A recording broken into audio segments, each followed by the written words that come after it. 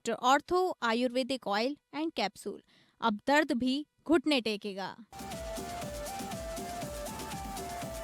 CM Dhami की घोषणा से चंपावत में विकास को मिली रफ्तार, बनेंगे इंटरलॉकिंग मार्ग। 5 ग्राम पंचायतों में सड़कों का होगा निर्माण, ग्रामीणों को आवागमन में मिलेगी राहत। उत्तराखंड में पलायन रोकने की सीएम धामी की पहल, सभी जिलों में होगी प्रवासी पंचायतें, युवाओं को रोजगार के अवसर देने पर जोर।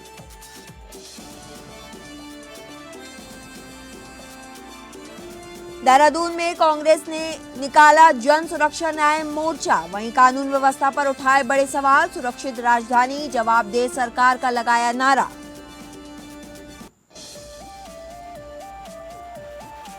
देहरादून में भारत नेपाल संयुक्त कार्य समूह की बैठक, सीमा प्रबंधन सुरक्षा को लेकर 2 दिन का मंथन, अपराधों पर प्रभावी अंकुश लगाने पर बनी सहमति, अतिक्रमण हटाने के मुद्दे पर भी हुई चर्चा।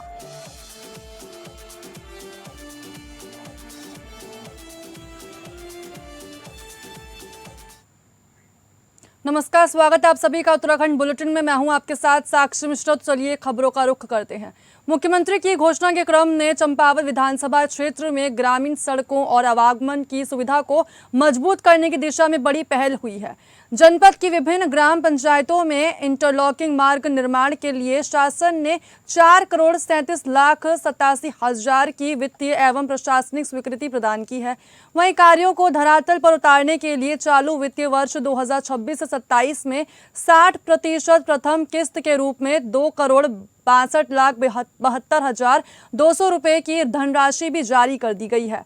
साथ ही जिलाधिकारी मनीष कुमार ने बताया कि स्वीकृति के तहत जनपद की 5 ग्राम पंचायतों में करीब 6.62 किलोमीटर इंटरलॉकिंग मार्गों का निर्माण कराया जाएगा। इन मार्गों के बनने से ग्रामीण क्षेत्रों में आवागमन की सुविधा बेहतर होने के साथ ही स्थानीय लोगों को सड़क की समस्या से राहत मिलने की उम्मीद है। स्वीकृत कार्यों में ग्राम पंचायत बनबसा में 1.56 किलोमीटर इंटरलॉकिंग मार्ग के लिए 85.14 लाख स्वीकृत किए गए हैं, जिसकी प्रथम किस्त 51.84 लाख जारी हुई है। वहीं थवालखेड़ा में 1.30 किलोमीटर मार्ग के लिए 93.25 लाख की स्वीकृति और 55.95 लाख की प्रथम किस्त जारी की गई है। साथ ही सैलानी गोठ में 1.20 किलोमीटर इंटरलॉकिंग मार्ग के लिए 95.47 लाख स्वीकृत करते हुए 57.282 लाख की पहली किस्त जारी की गई है।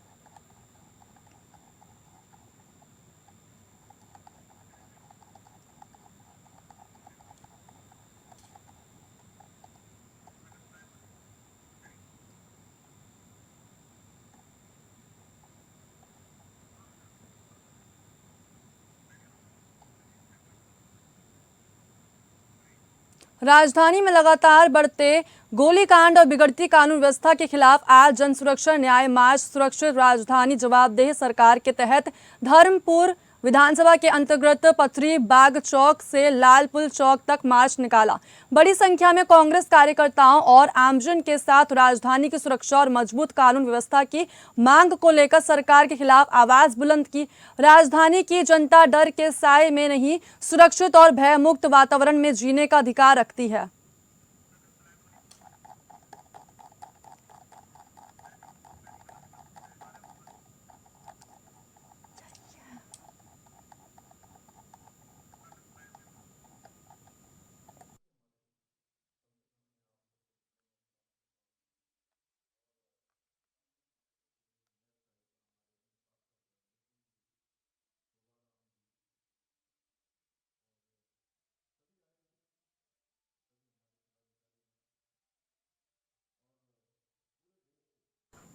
उत्तराखंड में पलायन रोकने और पहाड़ों में लोगों को वापस बसाने की सरकार की कोशिशों के बीच सीएम पुष्कर सिंह धामी ने अब सरकारी योजनाओं के जमीनी क्रियान्वयन पर फोकस किया है। दरअसल सीएम ने मुख्यमंत्री आवास में ग्राम्य विकास एवं पलायन निवारण आयोग की बैठक में साफ तौर पर कह दिया है कि सिर्फ योजनाएं बनाने से रिवर्स पलायन नहीं होगा। योजनाओं का लाभ गांव तक पहुंचे और युवाओं को वहीं रोजगार स्वरोजगार मिले, इसके लिए विभागों को मिलकर काम करना होगा।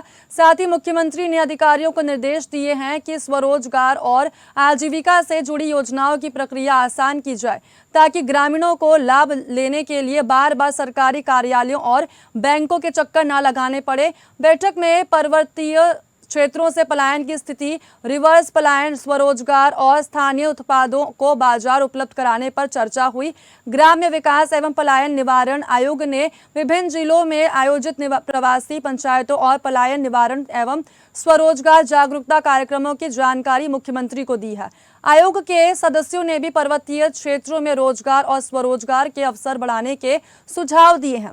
साथ ही मुख्यमंत्री ने इन सुझावों के आधार पर प्रभावी कार्य योजना तैयार करने के निर्देश दिए हैं।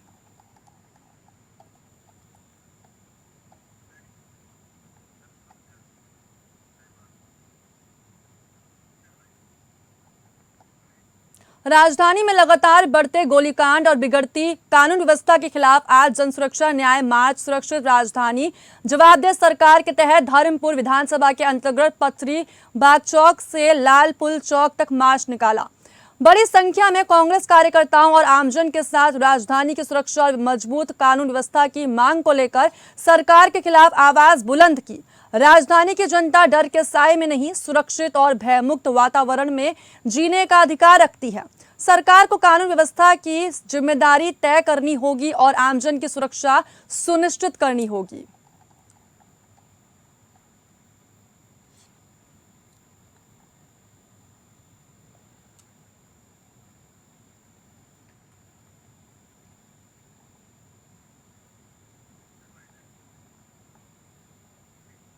देहरादून में भारत नेपाल संयुक्त कार्य समूह की 14वीं बैठक में सीमा प्रबंधन और सुरक्षा को लेकर 2 दिन तक मंथन हुआ। बैठक में दोनों देशों ने सीमा पार अपराधों पर प्रभावी अंकुश लगाने और आपसी सुरक्षा सहयोग को मजबूत करने पर सहमति जताई। साथ ही इंटीग्रेटेड चेक पोस्ट, सड़क और रेलवे नेटवर्क जैसी तमाम सीमा संरचना को मजबूत करने पर भी जोर दिया गया। सीमा स्तंभों के संरक्षण और अतिक्रमण हटाने के मुद्दे पर भी चर्चा हुई। 10 गजा क्षेत्र और क्षतिग्रस्त सीमा स्तंभों की निगरानी के लिए ड्रोन मैपिंग को उपयोगी माना गया। दोनों पक्षों ने संस्थागत समन्वय और क्षमता निर्माण को मजबूत करने पर सहमति जताई। साथ ही संयुक्त कार्य समूह की अगली बैठक नेपाल में आयोजित की जाएगी।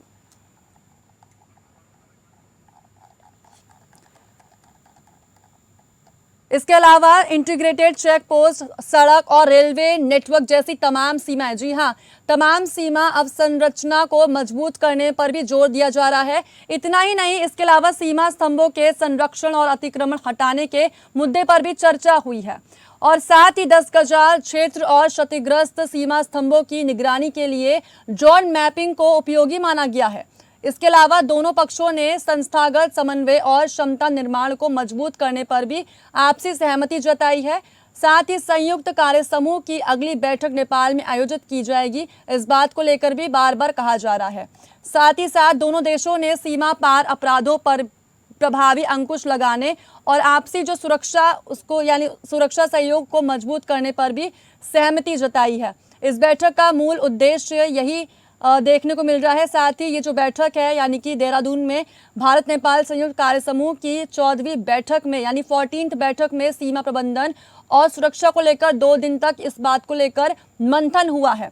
साथ ही इस बैठक की बात करें तो बैठक में इन दोनों देशों ने सीमा पार अपराधों पर प्रभावी अंकुश लगाने और आपस में जो सुरक्षा सहयोग को मजबूत करने पर भी बातचीत करी है कि किस तरीके से इस दोनों देशों पर किस तरीके से मजबूती बनाई जाए, सुरक्षा को किस तरीके से कैसे इसको सुरक्षित रखा जाए, इस चीज़ को लेकर भी बैठक की गई है। इसके अलावा इंटीग्रेटेड चेक पोस्ट, साथ ही सड़क और रेलवे नेटवर्क जैसी तमाम सीमा अवसंरचना को मजबूत करने पर भी जोर दिया गया है।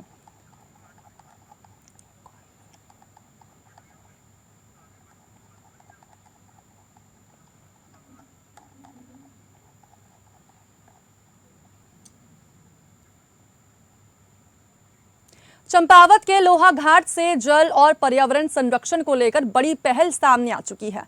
दरअसल स्वामी विवेकानंद राजकीय महाविद्यालय में जल संरक्षण अभियान 2026 के तहत जागरूकता गोष्ठी आयोजित की गई है।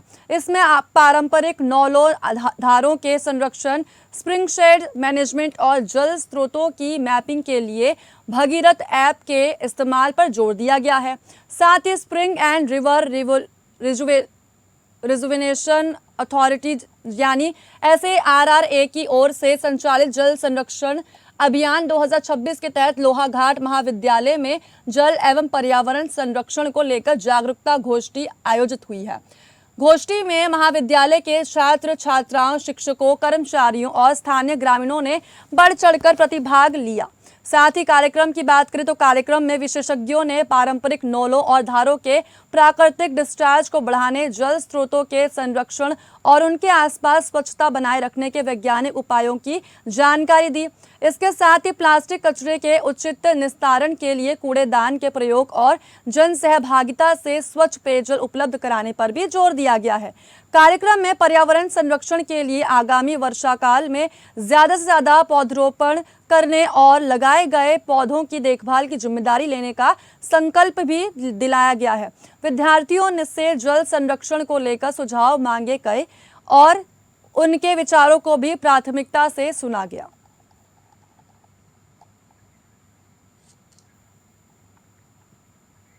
रक्षाबंधन के पावन पर्व पर धुरा में प्रस्तावित सशक्त बहना उत्सव योजना के कार्यक्रम को लेकर चंपावत जिला प्रशासन ने तैयारियां तेज कर दी हैं। मुख्यमंत्री पुष्कर सिंह धामी के प्रस्तावित कार्यक्रम को भव्य और गरिमापूर्ण बनाने के लिए जिलाधिकारी मनीष कुमार ने शुक्रवार को कार्यक्रम स्थल का स्थलित निरीक्षण किया।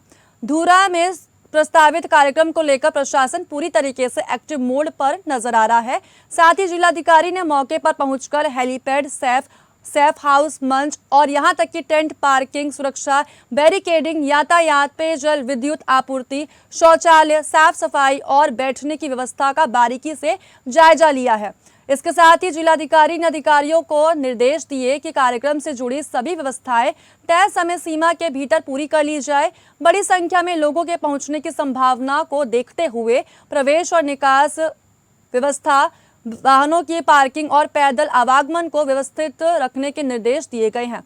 सुरक्षा व्यवस्था को लेकर भी प्रशासन ने खास तैयारियां शुरू कर दी हैं। हेलीपैड और सेफ हाउस को निर्धारित मानकों के अनुरूप तैयार करने, कार्यक्रम स्थल और आसपास पर्याप्त सुरक्षा बल तैनात करने तथा यातायात व्यवस्था को सुचारू रखने के निर्देश दिए गए हैं। आपातकालीन परिस्थितियों के लिए वैकल्पिक व्यवस्थाएं और त्वरित प्रतिक्रिया की व्यवस्था सुनिश्चित करने को कहा गया है। कार्यक्रम स्थल की स्वच्छता और सौंदर्यीकरण पर भी विशेष जोर दिया गया है।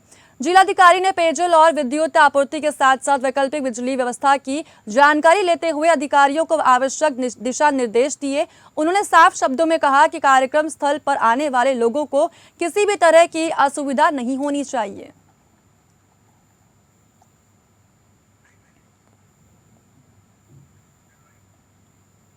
अब बढ़ते हैं अगली खबर की ओर। मुख्यमंत्री की घोषणा के अनुपालन में टनकपुर क्षेत्र में सिडकुल की स्थापना की दिशा में प्रशासनिक कार्रवाई तेज हो चुकी है। शुक्रवार को जिलाधिकारी मनीष कुमार के निर्देश पर राजस्व, उद्योग, वन, सिंचाई विभाग और सिडकुल के अधिकारियों की संयुक्त टीम ने प्रस्तावित भूमि का स्थलीय निरीक्षण किया। टीम ने फागपुर बीट संख्या 15 और 16 के अंतर्गत लगभग 30 हेक्टेयर भूमि का विस्तृत निरीक्षण कर सिडकुल स्थापना की संभावनाओं को परखा। अधिकारियों ने मौके पर भूमि की स्थिति, भौगोलिक परिस्थितियों, वन क्षेत्र और बाकी आवश्यक पहलुओं का जायजा लिया। उप जिलाधिकारी टनकपुर प्रमोद कुमार ने बताया कि प्रस्तावित भूमि का अधिकांश हिस्सा खुला है और यहाँ वृक्षों की संख्या एवं घनत्व अपेक्षाकृत कम है। ऐसे में औद्योगिक विकास के लिए भूमि को अनुकूल माना जा रहा है। साथ ही सिडकुल की स्थापना से क्षेत्र में औद्योगिक गतिविधियों को बढ़ावा मिलने, स्थानीय स्तर पर रोजगार के नए अवसर सृजित होने और आर्थिक गतिविधियों को गति मिलने की उम्मीद जताई जा रही है। स्थलीय निरीक्षण के दौरान एसडीएम टनकपुर प्रमोद कुमार, जिला उद्योग केंद्र की प्रबंधक सुमेधा पंत, उप प्रभागीय वनाधिकारी संचिता वर्मा, सिडकुल पंतनगर के कनिष्ठ अभियंता मुकेश मंडल, सिंचाई विभाग के कनिष्ठ अभियंता मनोज तिवारी सहित संबंधित विभागों के अधिकारी और कर्मचारी मौजूद रहे।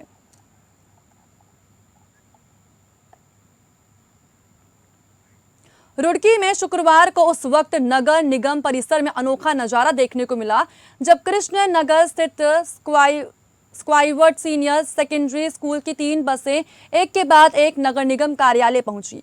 बसों से उतरकर बच्चे सीधे नगर निगम कार्यालय पहुंचे और स्कूल के बाहर कई फीट तक भरे पानी की समस्या को लेकर विरोध जताया।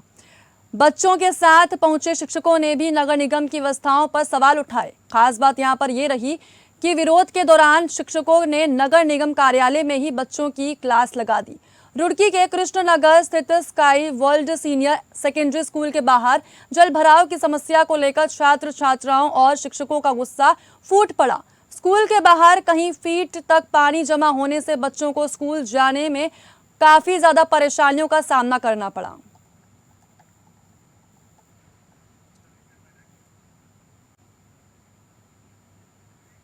कलियर कावड़ पटरी रोड पर देर रात करीब 10:30 बजे एक बार फिर भीषण सड़क हादसा देखने को मिला।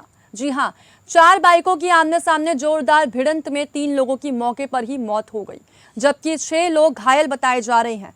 हादसा इतना भयानक था, इतना जबरदस्त था कि चारों बाइक बुरी तरीके से क्षतिग्रस्त हो गई। हादसे की सूचना मिलते ही कलियर कोतवाल कमल मोहन भंडारी पुलिस टीम के साथ मौके पर पहुंचे। पुलिस ने स्थानीय लोगों की मदद से घायलों को तत्काल एम्बुलेंस के माध्यम से सिविल अस्पताल रुड़की भिजवाया, जहां उनका उपचार कराया जा रहा है। वहीं दूसरी तरफ मृतकों के शवों को कब्जे में लेकर आवश्यक कार्रवाई शुरू कर दी गई है।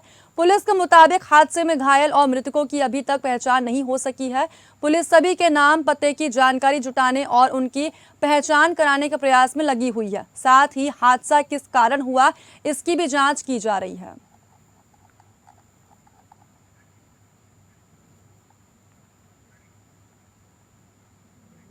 चंपावत में मुख्यमंत्री खिलाड़ी प्रोत्साहन योजना के तहत 14 से 23 साल आयु वर्ग की बालिकाओं की जिला स्तरीय चयन प्रक्रिया शुक्रवार को टनकपुर के स्वर्गीय कैलाश गहतोड़ी स्पोर्ट्स स्टेडियम में संपन्न हुई।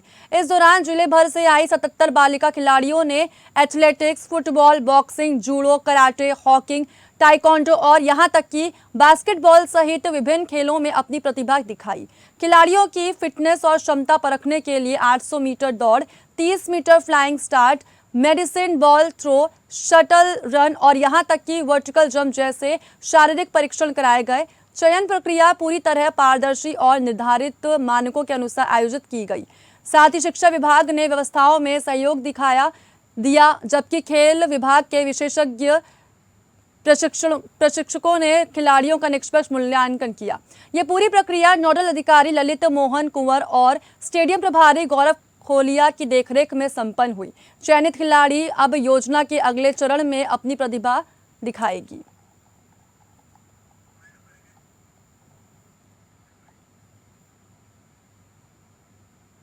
इस बुलेटिन में बस इतना ही। नमस्कार।